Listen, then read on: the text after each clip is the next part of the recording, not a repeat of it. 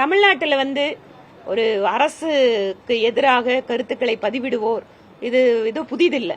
எங்களோட இயக்கத்திலேயே கூட ஒரு சாதாரண ஒரு போஸ்ட் போட்டதுக்கு வெடி வந்து கிரிமினல் மாதிரி அவங்கள அரெஸ்ட் பண்ணிட்டு போனது எல்லாத்தையும் நாங்க பாக்குறோம். அது இன்னும் தொடர்ந்துட்டு தான் இருக்கு. அதனால கருத்து சுதந்திரம் அப்படிங்கறதெல்லாம் திமுக அரசுக்கு எதிராக பதிவிடுறவங்களுக்கெல்லாம் அந்த கருத்து சுதந்திரம் எல்லாம் கிடையாது.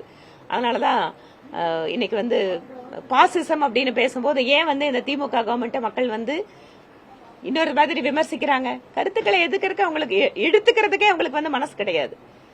இன்றைக்கு வந்து பாக்குறோம், நீங்க ஒரு பொலிட்டிக்கல் அனலிஸ்டா இருக்கட்டும், இல்ல ஒரு இயக்கத்தம் சார்ந்து இருக்கிறவங்களா இருக்கட்டும், அவங்களுக்கு எதிராக அரெஸ்ட் பண்ணணும்னா அவங்க ஒரு கமெண்ட் போட்டு ஒரு லைக் போட்டாலும் அரெஸ்ட் பண்ணிட்டு போறதா இது. ஆனா இன்னொரு பக்கம் பாத்தீங்கன்னா கிரிமினல்ஸ் எல்லாம் ஃப்ரீயா சுத்திட்டு இருக்காங்க. நடக்கக்கூடிய அரசு கவர்மெண்ட் ஹாஸ்பிட்டல் டாக்டர் மேல அட்டாக் நடக்கும், மத்தவங்க மேல நடக்கும். இந்த கவர்மெண்ட் வந்து டபுள் ஸ்டாண்டர்ட். அரசு சட்டம் ஒழுங்க காப்பாற்றணும், எங்க காப்பாற்றணும் அதை பண்றதை விட்டுட்டு யாரெல்லாம் எதிரா இருக்காங்களோ அவங்கள வந்து அரெஸ்ட் பண்றதுங்கிறது இது வழக்கமா வச்சிருக்காங்க. சந்தேகமே இல்லாம கருத்து சுதந்திரம் ஏற்றுக்கொள்ளக்கூடியது. ஆனா பொதுவெளியில் எது பேசணும் பேசக்கூடாது நிச்சயமா இருக்கு. ஒவ்வொரு கேஸுமே வந்து நான் என்ன சொல்றேன்னா, சட்டம் அனுமதிக்கப்பட்ட அளவுக்கு கருத்து சுதந்திரம் இந்த அரசு கொடுக்கிறதா, அதுதான் விஷயம்.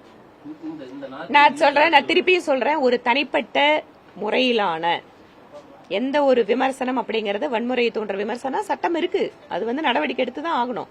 ஆனா பிரதம மந்திரியை வந்து விமர்சிக்கிறவங்க, பிஜேபி தலைவர்களை கண்ணாபின்னான்னு பேசுறவங்க, அவங்க மேல எல்லாம் இந்த மாதிரி நடவடிக்கை எடுத்தீங்கன்னா பரவாயில்ல, நீங்க நடுநிலைமையா இருக்குன்னு பாக்கலாம். அதையெல்லாம் விட்டுட்டு கவர்மெண்ட்டுக்கு மேல வந்தா மட்டும் நடவடிக்கை எடுக்கிறது அப்படிங்கறது சரியில்லை.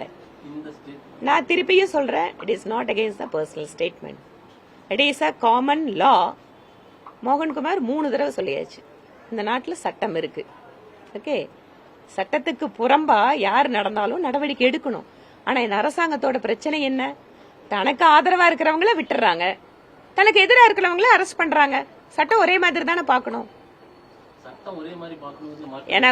நான் சொல்ல வேண்டிய பதில நான் சொல்லியாச்சுங்க. வேற கேள்விகள் இருந்தா சொல்லுங்க.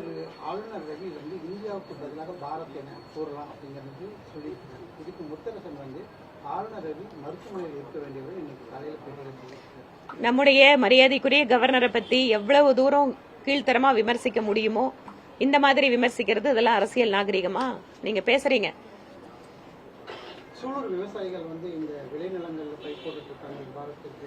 நேத்தே வந்து அவங்க அந்த பகுதியில் இருக்கிற அந்த போராட்டத்தில் ஈடுபட்டவங்க கேட்டாங்க. இன்னைக்கு காலையில நான் பெட்ரோலியம் மினிஸ்டருக்கும் அந்த தகவலை கொடுத்திருக்கிறேன், லெட்டர் எழுதியிருக்கேன். நிச்சயமா விவசாயிகள் பாதிக்காம இருக்கிறதுக்காக நாங்க என்ன ஏற்பாடு அவங்களுக்கு பண்ணணுமோ உதவி பண்ணுவோம்.